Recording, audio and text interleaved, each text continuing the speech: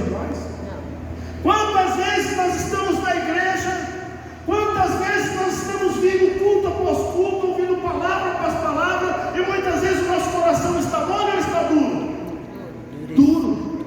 Por que está duro? Porque nós não queremos ouvir a voz de Deus. Se a gente ouve uma palavra mais dura, a gente já endurece o coração, já não aceita. Ei, está acontecendo com esse povo. O povo que não ouve a voz de Deus, o povo que não aceita essa palavra, a pessoa que não aceita o que está escrito nesse livro, é uma pessoa que está de coração duro. Você pode estar dentro da igreja, você pode ser dizimista, você pode ser ofertante, você pode ser pastor, você pode ser levita. Se você não ouve e não obedece esse livro, eu e você estamos como? De coração duro. E quando nós estamos de coração duro, nós estamos abertos ao quê? Aos medianitas. Nós estamos abertos à influência maligna, aonde ele vai tentar nos envergonhar, onde ele vai tentar tocar na nossa vida, onde ele vai tentar nos desestimular, nos destruir. É isso que a Bíblia diz. Olha só, o versículo número 1 fala aqui: porém os filhos de Israel fizeram o que era o que aos olhos do Senhor? Mal.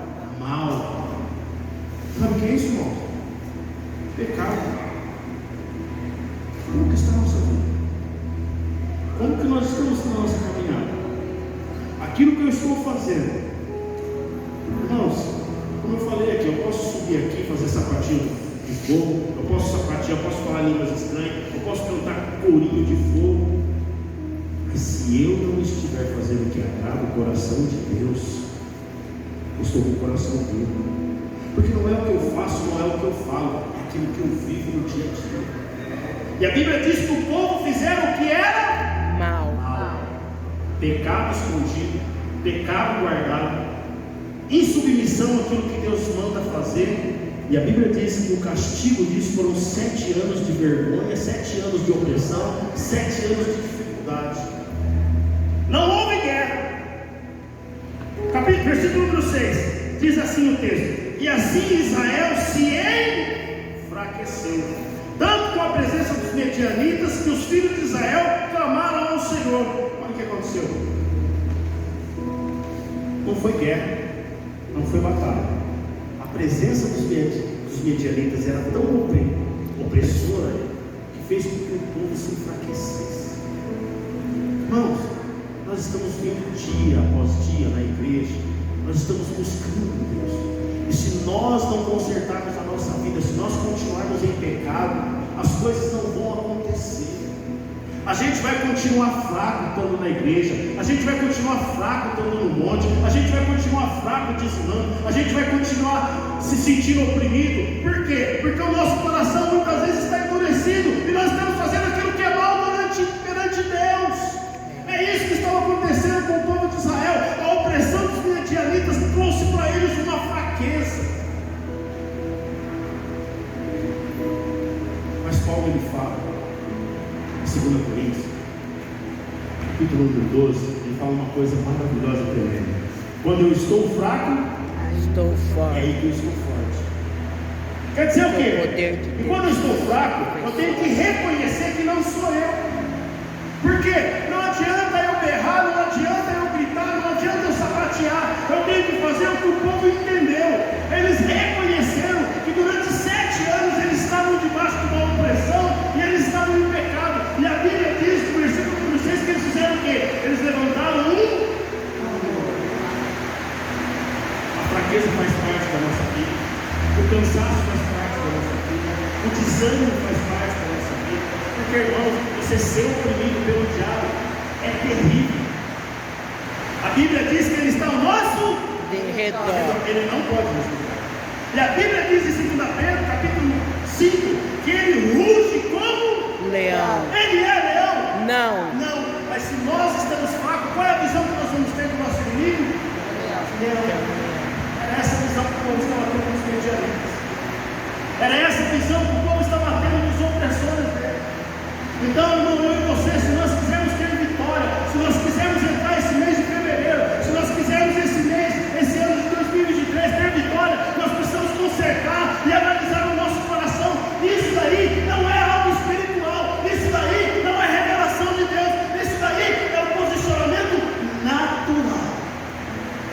Sou eu e você que temos que analisar como nós estamos. Interessante que a Bíblia diz que quando o povo clamou, o que aconteceu? Deus não só ouviu, como Deus mandou alguém para fazer aquilo que a gente gosta de ouvir. A Bíblia diz que quando o povo sentiu o peso do pecado e eles entenderam que eles estavam errados, eles foram clamar ao Senhor. E a Bíblia diz que Deus levantou quem?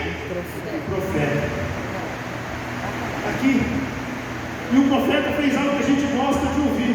O profeta ele chega para o povo e falou assim: assim diz o Senhor. Irmãos, nós queremos ouvir assim diz o Senhor. Nós queremos que alguém coloque as mãos e resolva os nossos problemas. Mas essas coisas só vão acontecer quando nós reconhecemos os nossos pecados, quando nós conhecemos a nossa fragilidade, quando nós pararmos e olharmos para dentro de nós. Eu estou em pecado, eu estou em erro. Eu não posso subir aqui, cantar do jeito que eu quero. Eu não posso subir daqui e pregar do jeito que eu quero. Eu não posso entrar neste lugar e continuar andando aqui dentro ou lá fora do jeito que eu quero, porque isso é mal perante o Senhor. É verdade. Porque se nós continuarmos a fazer isso, o nosso inimigo, Satanás, ele vai nos oprimir. Você pode ir em corrente, você pode ir em campanha, você pode ir no monte, você pode orar, você pode jejuar, você pode dizimar. Se não houver um quebrantamento, não tem, assim diz o Senhor. Nós queremos o sobrenatural, mas tem que haver primeiro o natural. Amém. O natural é daqui. Jesus. O povo entendeu isso. Nós precisamos entender isso. E aí, quando houve esse quebrantamento no meio do povo, Deus começou um processo de mudança. Deus começou um processo de transformação. Porque Deus entendeu e viu que houve uma mudança no meio do povo. Foram 7 anos de vergonha, foram 7 anos de opressão, foram 7 anos. Mas Deus, ele tem o processo dele. Deus, ele tem a maneira dele. As coisas com Deus não é do jeito que eu e você queremos. Olha, nós clamamos, nós oramos e Deus vai fazer. Ei, não foi assim que aconteceu aqui. A Bíblia diz que Deus ouviu a oração do povo. E o que acontece? Deus separa uma pessoa. E nós vamos agora chamar de Gideão. Olha só, versículo número 11 até o versículo número 16. Diz assim o texto: o anjo do Senhor veio e assentou-se debaixo do carvalho que está em Ofra, que pertencia a Joás, o abiezrita, onde Gideão, o seu filho, estava malhando o trigo no lagar, para o esconder dos medianitas. Quando o anjo do Senhor apareceu a Gideão, e disse: o Senhor é contigo, homem valente. Gideão lhe respondeu: ai, Senhor meu, se o Senhor é conosco, por que tudo isso nos sobreveio? E o que é feito de todas as suas maravilhas que os nossos pais nos contaram, dizendo: não nos fez o Senhor subir do Egito? Porém agora o Senhor nos desamparou e nos entregou nas mãos dos medianitas. O Senhor olhou para ele e disse: vai nessa tua força e livra Israel das mãos dos medianitas. Não te enviei eu? Respondeu Gideão: ai, Senhor meu, com que livrarei a Israel? A minha família é a mais pobre em Manassés, e eu o menor na minha casa. Tornou-lhe o Senhor: eu hei de ser contigo, e tu ferirás os medianitas com um só homem. Irmãos, eu quero que a gente pegue um pouco a história chamada de Gideão e traga para nós individualmente. O capítulo número 1 até o versículo do povo, da igreja de Israel, da tribo de Gideão. Todo o povo que estava com pecado, todo o povo, Deus quis chamar a atenção do povo. Agora aqui, Deus ele quer livrar o povo. Deus ele quer fazer com que o povo seja livre da opressão. Mas Deus escolhe uma pessoa. Diga assim: Deus escolheu. Deus escolheu uma pessoa. Coloca a mão no teu peito. Diga assim: eu sou o o escolhido quê? Eu sou o que Deus diz que eu sou. Irmãos, nós muitas vezes pedimos a Deus por aquilo que nós sentimos. Sim ou não? Se está tudo bem na nossa vida, nós olhamos para Deus e nós falamos, nossa, Deus é bom demais. A gente vem para a igreja numa alegria, nossa, a igreja está uma bênção. Os irmãos podem até errar um louvor aqui que a gente nem percebe, porque a gente perde o nosso senso crítico, a gente está tanto na unção. O pastor aqui pode até trocar de nome aqui, que ele quase não faz isso, ele quase não erra, ele quase não fala que Elias batizou Jesus. Mas eu escuto essas coisas assim, mas eu não estou muito dando atenção, por quê? Porque meu coração está cheio, eu estou bem com Deus. Mas quando eu não estou bem com Deus, eu me torno crítico daquilo que eu escuto. E aí, quando eu me torno crítico, eu determino a minha imagem, não por aquilo que Deus é, mas por aquilo que eu estou no momento. Isso aqui está acontecendo com Gideão. Olha só, a Bíblia diz que Gideão estava fazendo o quê? Malhando no lagar. Ele estava malhando trigo aonde? No lagar. No lagar. Alguns já sabem a diferença entre lagar E eirado. e lugar de trigo, mas eu vou dar uma explanada. A uva, ela era moída no lagar, aonde se pisava a uva para fazer o vinho. Era um lugar fechado, um lugar secreto, um lugar onde tinha que ser muito bem fechado, porque essa uva, depois de ser pisada, ela era guardada até ela passar pelo processo de fermentação. Então era um trabalho muito minucioso. A Bíblia diz que aonde era o lugar de espremer uva, Gideão estava fazendo o quê? Malhando o trigo. O trigo já era diferente. Malhar o trigo, Deus, tinha que ser no ar livre. Por quê? Era um lugar onde você separava a semente das folhas.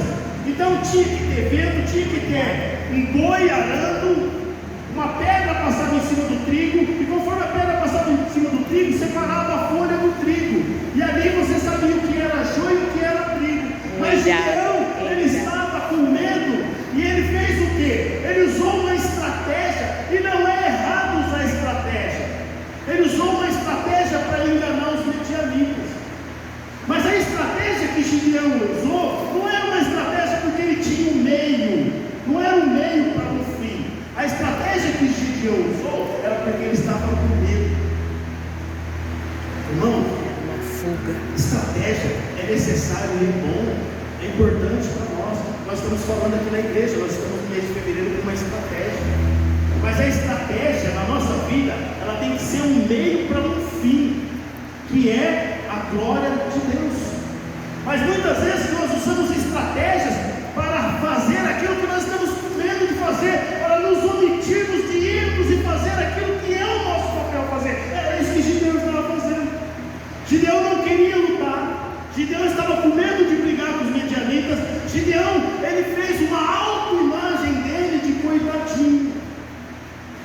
A Bíblia diz que o anjo do Senhor chegou até Gideão, e quando você lê na sua Bíblia, está escrito em letra maiúscula, anjo do Senhor. Isso daqui é uma figura de Cristo, é a figura de Cristo no Velho Testamento. Cristo estava aparecendo para Gideão. Gideão, ele se achava forte ou se achava fraco? Fraco. Ele se achava corajoso ou se achava um vencedor? Um covarde. Ele se achava um covarde. Olha só, mas o que o Senhor fala para ele?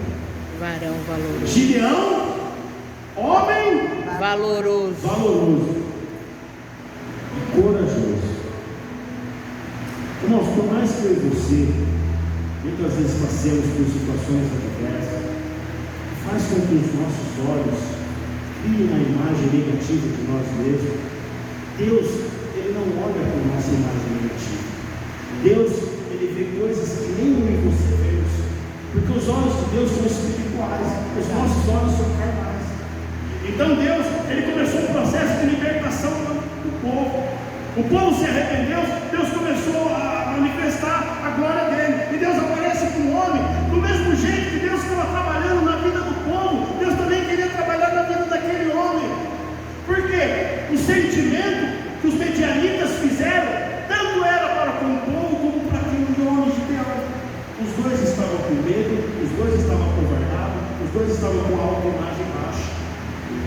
Eu e você, muitas vezes passamos por situações na nossa vida e nós criamos uma autoimagem fraca, distorcida. E aí a gente fica com mimimi, a gente fica, ninguém me ama. Tudo que fala para você te magoa, tudo que fala para você te diminui, tudo que fala para mim, para você, é motivo para a gente chorar, é motivo para a gente reclamar. Ei! Mas Deus, Ele não nos vê dessa maneira. Deus, Ele olha para Gideão e Ele fala que Gideão ele era um homem forte e corajoso. Tem alguma semelhança com um rei que antes de ser rei era um menininho, que era desprezado pelos seus irmãos, foi ser ungido um rei em Israel, com o último juízo, e esse menino estava lá no meio do mato, mas Deus trabalhou na vida desse menino, e esse menino ele tinha uma autoimagem forte. E a Bíblia diz para Samuel que Deus via o coração e não a atitude. O que eu quero dizer com isso? Irmãos, às vezes a gente está passando por situações, às vezes a gente está passando por problemas, às vezes nós nos sentimos frágeis, fracos, às vezes nós nos sentimos covardes, mas Deus ele olha para nós e Ele fala assim: você é valente. Aleluia. Glória a Você é Deus. corajoso. Aleluia. Você é escolhido para fazer aquilo que eu mandei você fazer. Então o que a gente precisa fazer? Confiar. A gente não pode ficar olhando para o estado de comiseração. Ah, mas a minha vida não está na igreja. Ah, mas a minha vida profissional está desse jeito. Ah, mas eu estou desempregado. Ah, mas a minha igreja, olha, Bethesda, quantas pessoas foram embora. Então olha aqui do lado. Olha quantas pessoas já tem. Eita, glória. Amém. Às vezes a gente só olha para o problema. Vocês viram o nosso louvor? Bênção, louvor. Glória a Deus. Cadê a Leite? Está dando aula. Está dando aula. Bênção, louvor, Leite. Deus está à frente dessa igreja. Amém.